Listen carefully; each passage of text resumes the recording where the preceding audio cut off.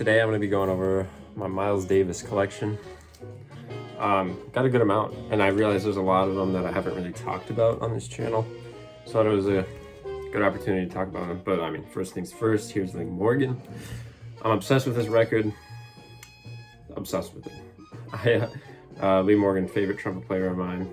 Miles is up there, but Lee Morgan takes the cake, and it's a fiery record. Love it, absolutely love it. So I'm just gonna kind of jump right in. I have it in chronological order. So first things first, Miles Davis, Blue Haze. This is OJC. These Prestige are gonna be all OJC. But I think this might have been the first Miles record I ever bought.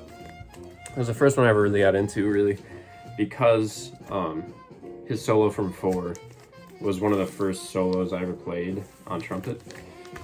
I like transcription, so it has a special place there. But I'll remember April has Davey Schildkraut on alto, and he just comes in unexpectedly. He's not on any of the rest of the record, and so yeah, pretty cool record. 1956 maybe, around there. 1955. It was recorded in 1954 and 53. So yeah, it probably came out around 1955. So pretty early for Miles. Still got that early sound going. Next up, Cookin' with the Miles Davis Quintet. This is a classic. This is part of the 4 kind of records. Steamin', Cookin', Relaxin', and Steamin', Cookin', Relaxing, and Working. But this one is not red. Pretty cool. Red vinyl. I don't know, but I think I got this at Barnes & Noble. But also, this is one of those early ones I bought too. Obviously, my Funny Valentine, super beautiful version. Probably one of the best versions ever recorded. Coltrane on tenor, Red Garland on piano, Paul Chambers on bass, and Philly Joe Jones on drums. I mean, that's the OG quintet, excuse me. OG Miles Quintet. So, yeah. I mean, classic. Would love to get an original, but I mean, these sound great. These OGCs sound really fantastic. So, Relaxing. This is probably my favorite out of the bunch. Okay, so it's always confused me. This just popped in my mind. Because there's the 4, working, cooking, steaming, relaxing, and then there's walking. Which I know that wasn't released at the same time, kind of how those 4 were, but I always wondered why it wasn't really included. Why it wasn't a 5 record type thing. But, I don't know. So, relaxing, If I Were a Bell. But one of the best jazz standards, or one of my favorite jazz standards, I guess I should say. Yeah, you got the quintet, classic. Coltrane just kills it on everything. You're My Everything. If I Could Write a Book is a really good tune too. Oleo, I mean, wouldn't you? It could add straight bangers through the whole thing. In fact, I might give this a listen right after this video. I haven't listened to this in a minute. Wonderful record. OJC, like I said, wonderful. So I need steaming and cooking. Those are the 2 I have of the 4. But yeah, next up, I've showed this once before. Miles Davis collector's items, or a couple times before. But this is an early press. It's a second Bergenfield.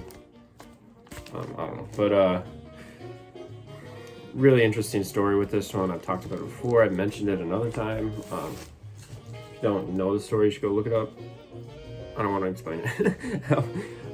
But basically just 2 completely different lineups. Sonny Rollins and Charlie Parker, of course. So yeah, I love this cover too. I kind of mentioned that the second side feels a little uninspired, but it still cooks. They're still cooking. Yeah, collector's items. It's a collector item. I love that color. Who did it? Who did the cover?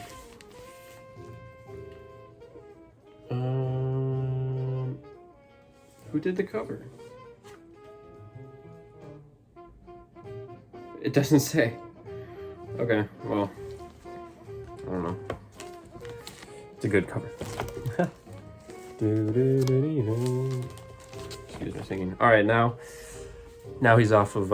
In fact, I think the collector's item might have been before the 4 because, I mean, he released those 4 records to finish his contract with Prestige so he could move on to Columbia, which I'm now blanking what his first record on Columbia was.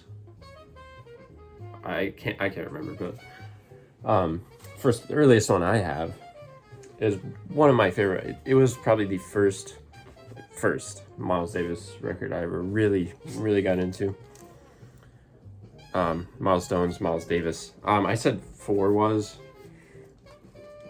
This probably was, and then 4. But yeah, the music on here. Again, this is with the sextet with Cannonball Adderley. So same group as the Prestige, but with Cannonball. Really great session. Seriously, I mean, Milestones, the title track is incredible. Billy Boy is a kind of a trio feature with Red Garland on piano. Absolutely killer. Straight No Chaser is another classic on here. I also have transcribed that solo. It's iconic solo. Blues Miles at this stage, hard to beat. This is an original pressing in immaculate condition. It's kind of wild. Take the wax out for you.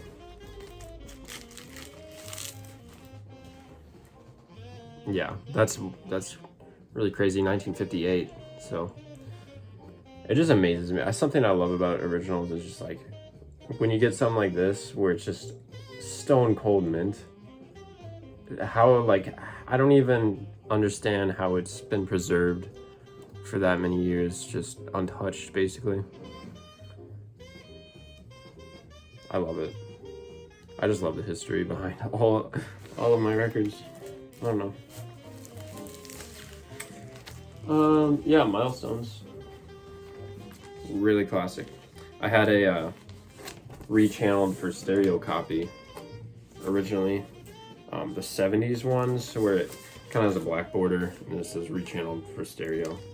That was the first one I had of that. This next one, it's really classic and it's cheap. You can find it in a lot of places. It's kind of a rough copy, obviously, but Miles Davis, Porgy and Bess. This is the first record with his collaboration with Gil Evans. So it's this one, Sketches of Spain, it's Quiet Nights, that's kind of a lesser known one. It's Miles Ahead, there's another one I'm blanking on. There's so many Miles records. It's kind of hard to keep track sometimes, for me at least. Yeah. One thing I love about this record is the Buzzard song, the first tune, immediately comes wailing in with the big, like the orchestra trumpets, just like, excuse my singing again, but just like out of nowhere. And I've always kind of loved that. But I mean, really beautiful playing by Miles, obviously. On Summertime is great on this too. Obviously, Porgy and Bess, or I Love You, Porgy. Yeah, Bess. Oh, where's my Bess? Yeah, this is the original stereo. No, this is the original mono. So hard to beat that. And just a really kind of beautiful and sensual record, in my opinion. Just a nice listen. George Gershwin's Porgy and Bess. Miles Davis. What that have been? That must have also been 1958. So now this is 1959. Record released after Kind of Blue. Sketches of Spain. I mean, another Gil Evans record. Really vibey.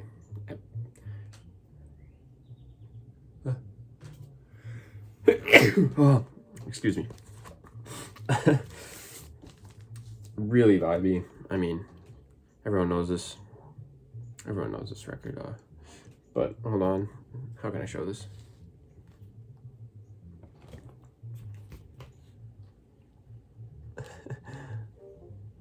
I got it on my arm for Pete's sake. Yeah, I really love this, and one of the most iconic jazz covers of all time. Really beautiful. Who did the cover on this?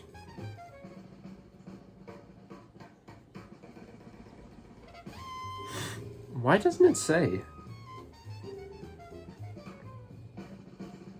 Doesn't say.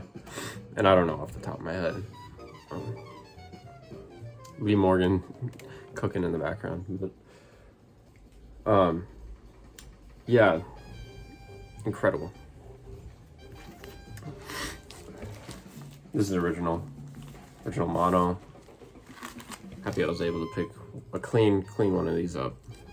Yeah, really great record. Next up, top 3 Miles Davis records for me, and arguably objectively one of his best records, because this caught him in a zone where he was just kind of comfortable enough, but he was searching for something new. He was kind of over this, like, he was gonna get into the second quintet, and he was searching for it. Hadn't figured it out yet, but he's just really comfortable on this session, and so is everyone. They just really confident players. Someday my prince will come. This is the original in immaculate condition as well.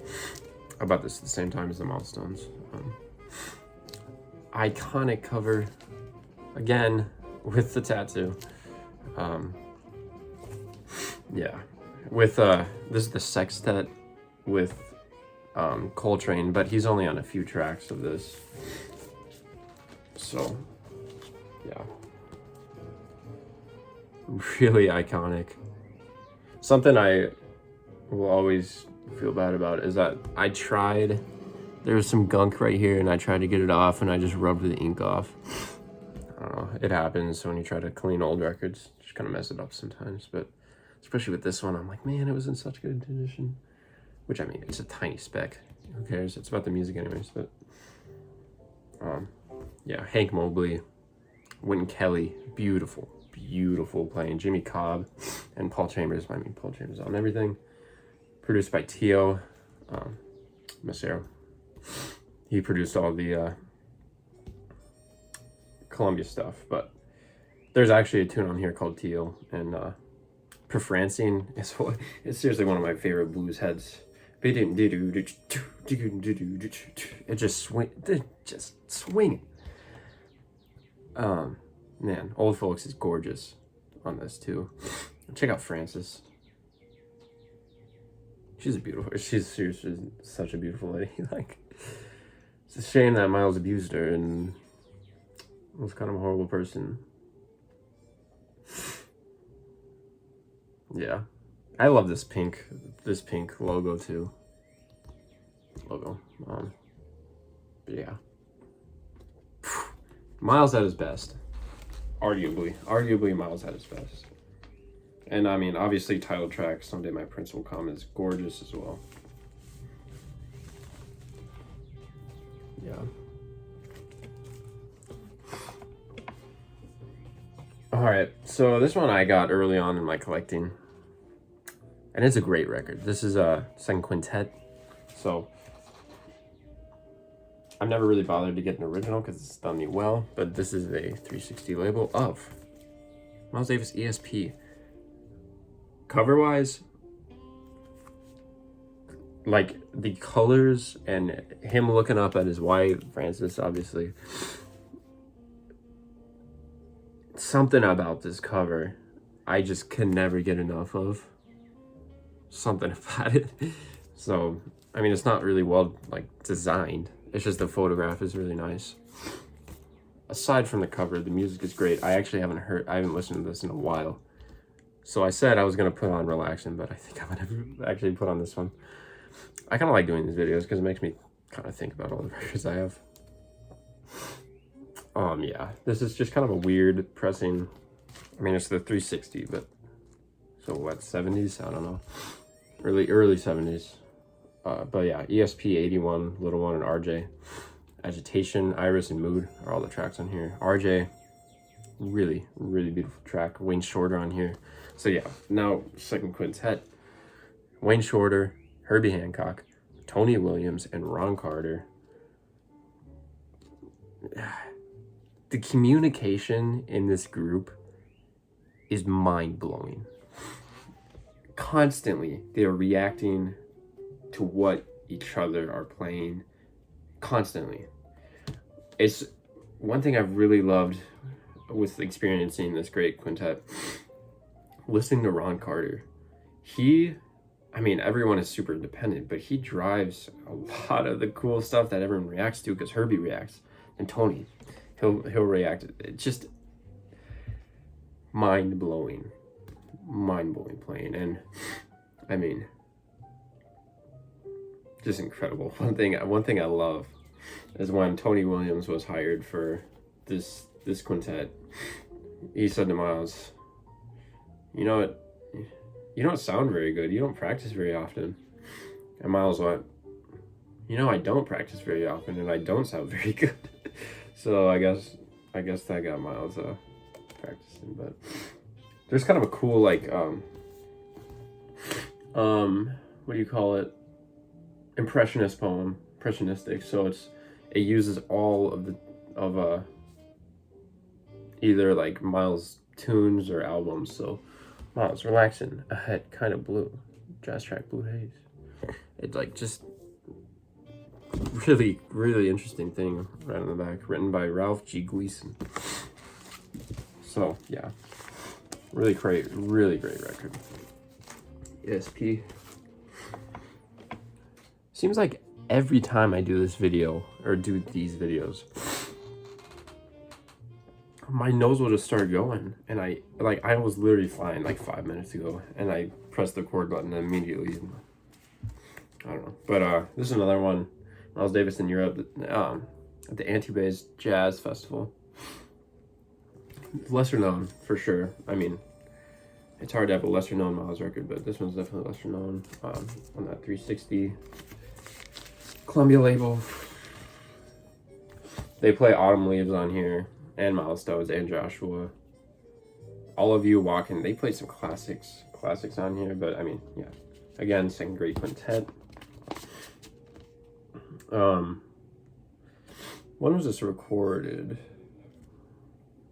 One thing that bothers me about these Columbia records is they never say when they were recorded or anything, like on Blue Note and Impulse, and I guess not Prestige, but Riverside, they also put the recording date. Not on Columbia, they're just too busy with other shit, I guess. But yeah, great little Miles record. This next one of my friends from college, bass player, unfortunately he's not going to college, my college next year. He's one of my good friends, incredible musician. But I had listened to this record, but I had never really listened to this record until he was kind of pointing things out, and I was like, yeah, like the communication, off the charts. My Funny Valentine in concert. You know, I said the Cookin' might be the best version. This might be the best version. I don't know. My favorite, at least. Mine, like, I can't. You just have to listen to the second great quintet. It's just something else. Yeah. So they play. This has George Coleman on it too, instead of Wayne Shorter, and I love George Coleman. He was just kind of a strictly sideman. Like, he didn't make an indie. He didn't lead any sessions. So when he's on a record, I love it. And he was also on 7 Steps to Heaven, which had a completely different lineup, which was around this era of Miles. I'm looking out for that because that is a cooker of a record. But this has the rest of the quintet, just George Coleman, and some really beautiful playing. I think Stella by Starlight might be my favorite track on here. if you haven't checked this out, really just, I would honestly recommend setting some time out and really just trying to focus. Like, I mean, as we all do, we'll put a record on, listen, go do some other stuff. For me, rarely. I don't think I sit down, close my eyes, and just listen like nearly as much as I should. But yeah, all blues on here. Let's see, how does that? Yeah, should put all blues. Great. Yeah, because this is in Carnegie Hall, I believe. Could be wrong, but incredible. MoFi released this.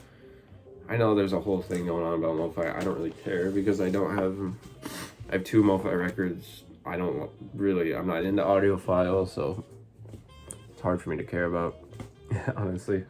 This one I've showed before, Feed of Kilimanjaro. This is kind of when they're pushing. It's kind of, they're pushing out on this, definitely.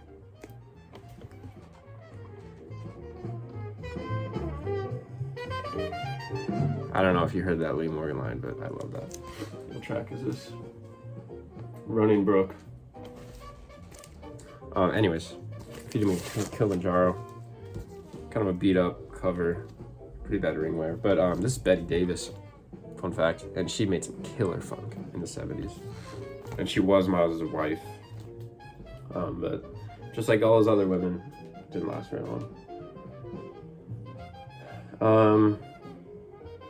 Which is the one I like? I think the title track is probably one of my favorites, but also Toot Thee Sweet. I think that one's really great on here. I believe this is original stereo 2i. I believe so. Yeah. Great stuff. In a Silent Way. This is one of the first. This is early. I've had this for a while. And I bought it for cheap, and this is an original stereo pressing, and I bought it for very cheap. And in a record store, in like a brick and mortar record store. And I think just because the cover's pretty whack, pretty water damage. But the wax is great. Wax is in great condition. Anyways, this is the record before Bitches Brew. I like this better than Bitches Brew by far. Really spacey. Beautiful, really great late night listen. There's only 2 tracks, 1 per side. Shh, peaceful is on the first. And In a Silent Way, It's About That Time. I've only heard it be In a Silent Way. I've never heard It's About That Time on side 2. Interesting. I don't know. Beautiful 1968 up there. Stereo with that little address on there. I always love when the records have those little stickers.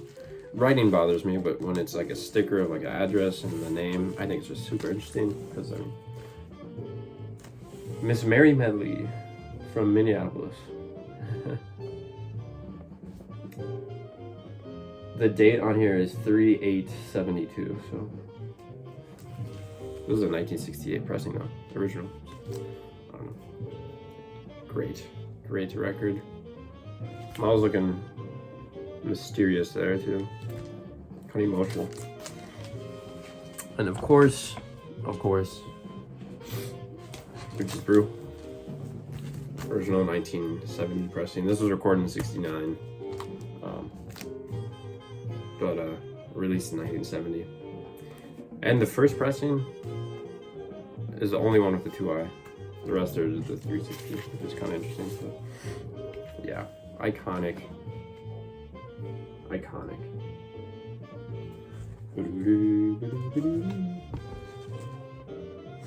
Electric, you got Benny Maupin on bass clarinet. He on Lee Morgan Live at the Lighthouse. Some of my favorite playing of all time. You got a huge lineup on this. Jack DeJohnette, Chick Corea, Wayne Shorter, Dave Holland, John McLaughlin. Come on now. So this is definitely an experience type record. I just never fully got it. I'm not quite there. I could give it another listen. I did just sit down and close my eyes for the entirety of the 2 LPs once and just try to really get in there and listen. And I don't know, it just sometimes it kind of drags on a little bit. And I kind of find that with some of this later stuff, I love it. But sometimes it's just kind of like, all right, I don't know. But I mean, iconic cover, iconic record. Interesting that 10 years after Kind of Blue, which I'll show, but 1959, Kind of Blue, 1969, Bitches Brew. Probably his 2 most iconic records. I always think that's funny. Just kind of goes in waves. But yeah. So Live Evil. This is his original. Really great condition. This is funky stuff. I really like this. I really like this record. Obviously that cover. But I some of the tracks on here. What's it called? Oh, Clifford Jordan on this. Here's Lee Morgan on this tune. Offspring. I love it. What was I saying though? Of the tracks on here, Sivad is Davis backwards, and where are the tracks? I don't know. Oh, right here. I don't know. Great record. I don't know what I'm talking about anymore. This kind of we're getting up there time wise, but highly recommend. Live Evil, funky. Yeah, I like this much better than Bitches Brew, I'm gonna be honest. More interesting, more dynamic for me, but just for me personally. Live Evil. Next, now, I have never talked about this record, and I adore it. Simply adore it. It's face melting. Face, like, literally. Face, like...